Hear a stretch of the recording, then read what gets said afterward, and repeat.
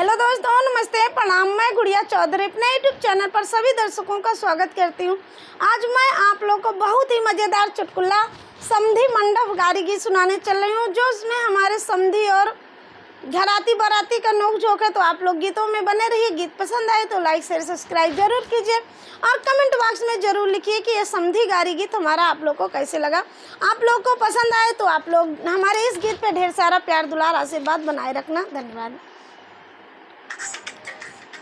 रोवेला समाधि रामा, रोवेला समाधि रामा, पीटला कपार हो बहिनिया के चोरी होई गे।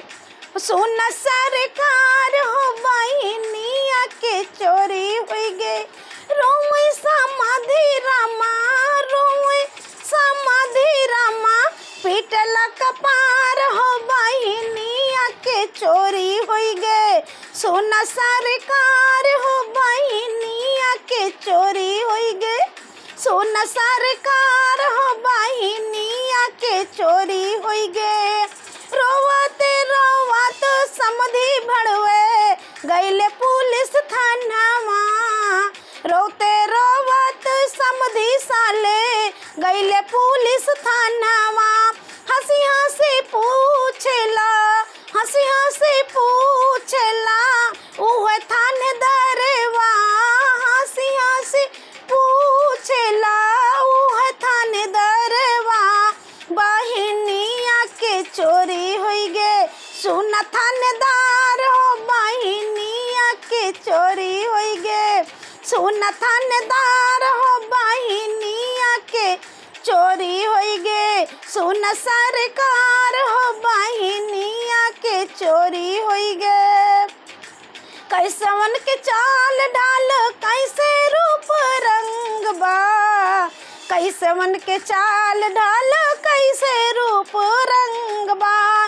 कवन ऐसन अंगवन के, कवन ऐसन अंगवन के करेला कमाल हो बहिनिया के चोरी होई गे। करेला कमाल हो बहिनिया के चोरी होई गे।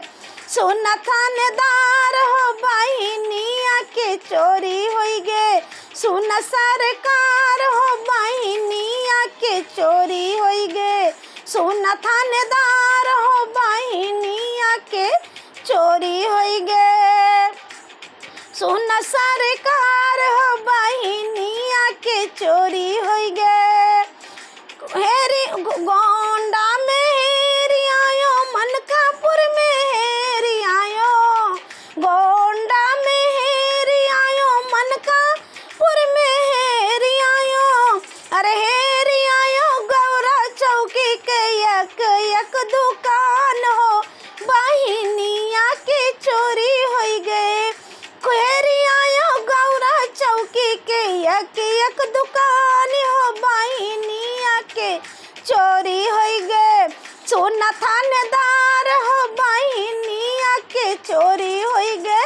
सुन सरकार हो बहिनिया के चोरी होई गे। रोवे दूल्हा साले, रोवे दूल्हा साले, पीटला कपार हो बहिनिया के चोरी होई गे।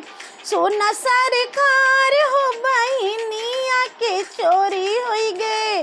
सुन सरकार हो बहिनिया के चोरी होई गे। रोते रोवत दुल्हे गईले पुलिस थानेवा।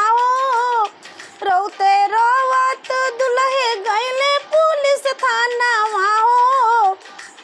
हंसी हंसी पूछेला, हंसी हंसी पूछेला उहे थानेदार हो बहिनिया के चोरी होई गे।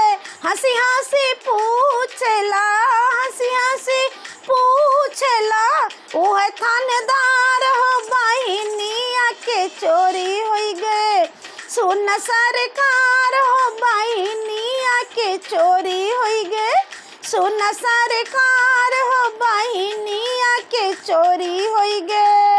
हेरी आयो शहर, हेरी आयो गलियां, हेरी आयो शहर, हेरी आयो बगौआ, हेरी आयो सड़क गली हो बहिनिया के चोरी हो गे। सुन सरकार हो बहिनिया के चोरी हो गे।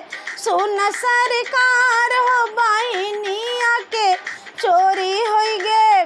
सुन थानेदार हो बहिनिया के चोरी हो गे। सुन सरकार हो बहिनिया के चोरी हो गे। आप लोग को हमारा मज़ेदार चुटकुला समधी गारी गीत कैसे लगा कमेंट बॉक्स में ज़रूर लिखना। धन्यवाद।